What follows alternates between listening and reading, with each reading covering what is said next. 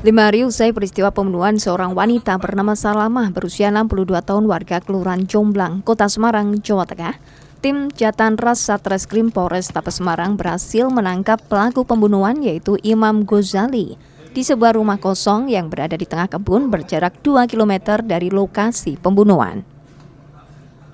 Pelaku yang tak lain merupakan anak kandung korban sempat kabur dengan membawa senjata tajam jenis parang dan bersembunyi dari kejaran petugas.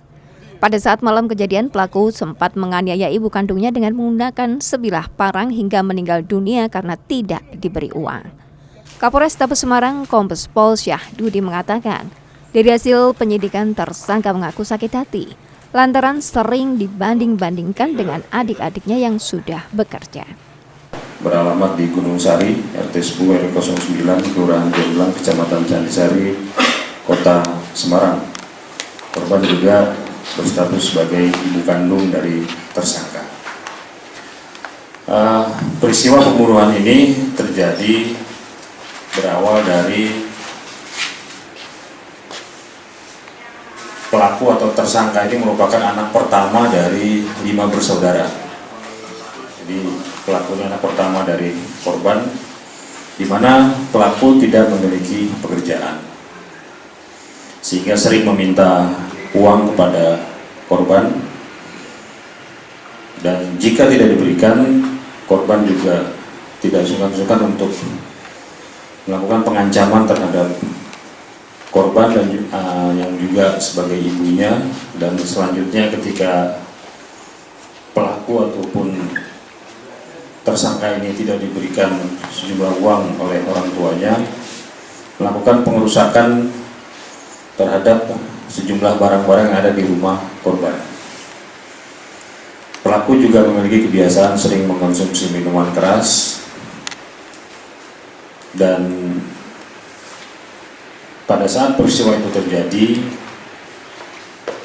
menurut pengakuan pelaku merasa sakit hati karena sering dibanding-bandingkan oleh adik-adiknya, dan memang pelaku ini juga karena tidak memiliki pekerjaan sering meminta sejumlah uang kepada orang tuanya.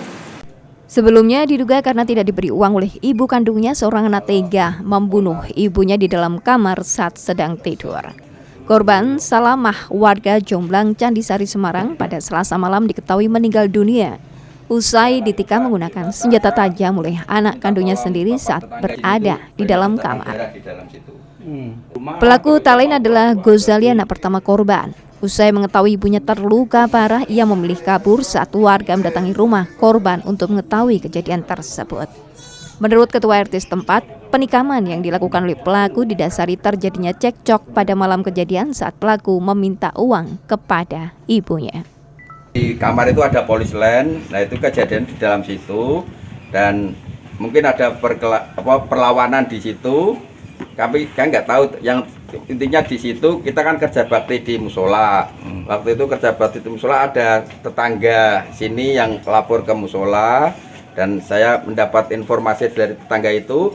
Saya meluncur ke sini dengan teman-teman, dan pelaku itu sudah melarikan diri, dan ibu itu mungkin keluar dari kamar yang dia ada polis lainnya itu, keluar dan pecahkan darah ini menabrak ada sini, Pak. Dan dia terlentang di sini rumah, di dalam perutnya itu banyak kayak mengeluarkan pendarahan gitu. Anaknya itu sering marah-marah atau seperti apa?